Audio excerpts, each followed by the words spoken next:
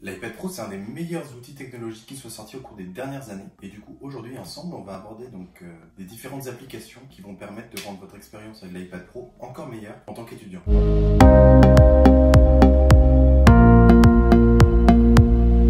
Salut à tous, c'est Romain. Pour ceux qui sont nouveaux sur la chaîne, je suis étudiant en droit et je prépare l'examen d'entrée à l'école d'avocat, donc qui se tient en septembre. Dans cette vidéo, on va parler des différentes applications qui vont rendre votre expérience avec l'iPad Pro encore plus intelligente et plus productive.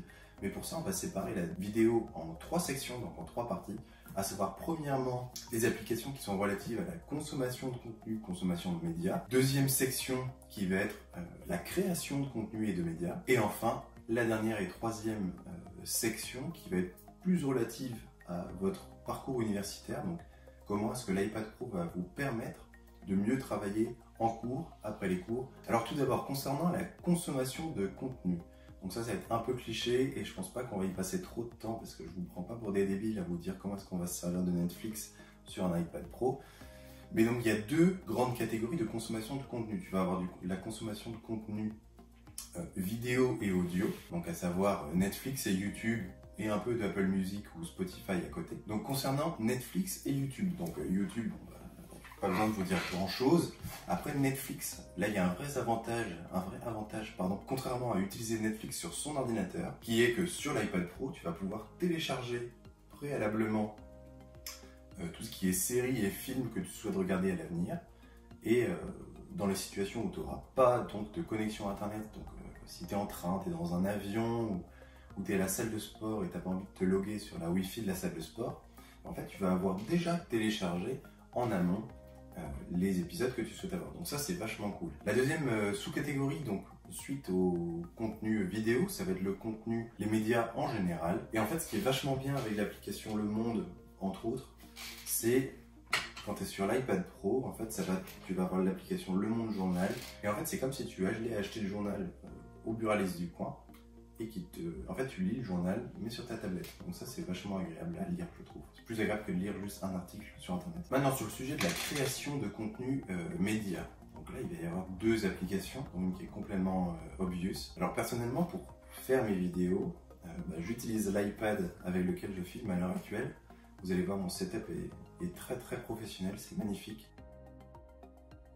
Pas du tout inquiet quant à l'équilibre qui est tiré de ce setup. Donc j'utilise tout simplement la caméra de l'iPad, donc qui filme en 4K, donc c'est super génial. Et pour monter les vidéos, j'utilise une application qui s'appelle LumaFusion, qui est super. Elle est un petit peu chère, mais bon c'est pour monter des vidéos à titre professionnel, donc c'est super sympa. Et elle est super intuitive, tu as des transitions qui sont sympas. Tu peux gérer plus ou moins toutes les bandes son, les bandes vidéo, ajouter des effets, etc. Honnêtement, c'est très sympa pour quelqu'un qui commence. Et c'est vrai que le fait que ce soit sur une tablette, c'est encore plus facile parce que tu as juste qu'à bouger les trucs autour. C'est vraiment très bien foutu. Je vous recommande LumaFusion à fond si jamais vous avez un iPad et que vous voulez commencer à faire des vidéos sur internet. Troisième section qui va être plus axée sur les applications pour l'université. Et on va avoir deux sous-catégories. La première catégorie étant la prise de notes dactylographique. Évidemment là ça va être un petit peu à votre choix, c'est-à-dire que soit vous utilisez Word, soit vous utilisez Pages. Ça va dépendre de pas mal de facteurs. Tout d'abord, qu'est-ce que vous utilisez sur votre ordinateur si vous en avez un. Si vous utilisez tout en Word, ça va être compliqué de passer sous Pages parce que tu vas pas avoir forcément la compatibilité avec. Tu vas perdre des données, tu vas perdre au niveau de ta mise en page, ça va pas forcément trop bien coller.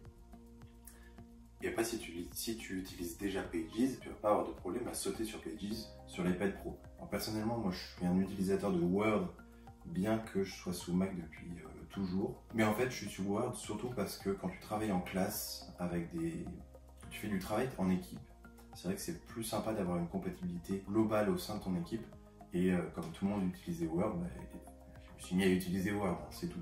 Et enfin, le point final de la vidéo, qui est en fait un point sur la prise en notes manuscrite sur l'iPad Pro. Donc ça, c'est un petit peu le grand truc incroyable de l'iPad Pro. Quand tu as l'Apple Pen, c'est carrément incroyable. Donc en fait, c'est une application qui s'appelle GoodNotes. Donc globalement, tu as deux écoles. Soit tu prends GoodNotes, soit tu prends Notability. Alors personnellement, moi j'avais fait, comme à mon habitude, j'avais suivi plein de vidéos sur YouTube pour savoir quelle était l'application qui allait le mieux me convenir. Après des semaines et des semaines intense de recherche, j'ai choisi GoodNotes. Ça me semblait plus versatile et globalement le setup des différents outils dans GoodNotes me paraissait plus clair que dans Notability. Après je peux me tromper, il y a deux écoles, il n'y a pas de mauvais choix là-dessus. Et enfin, un petit point final à la vidéo, mais je ne vais pas vous en parler à toutes les vidéos sinon vous allez croire que je suis payé par l'application. Et en fait, il y a une super application dont je vous ai déjà parlé, c'est Notion. Et ben elle est aussi présente sur vos iPads évidemment, puisqu'on a parlé on a parlé du fait que c'était présent sur toutes les plateformes. Et c'est vrai qu'après, pour réviser tes cours, après les avoir fichés, comme on a parlé dans la vidéo précédente, que je vous invite à aller voir, et bien en fait après, une fois que tu as déjà fiché tes cours, tu n'as plus qu'à te promener avec ton iPad et une connexion internet et tu peux déplier tes cours et tes questions et réviser tes cours de cette façon. Donc c'est vrai que c'est vachement plus flexible comme méthode que d'avoir à trimballer ton ordinateur ou je ne sais pas, où tous tes cours qui prennent 3 valises pour tout transporter. C'est tout pour aujourd'hui. C'était une vidéo un petit peu plus courte qu'à l'accoutumée. Je vous invite à laisser un pouce bleu sur la vidéo et à vous abonner si jamais vous voulez voir d'autres vidéos de ce style. Et salut, à la prochaine.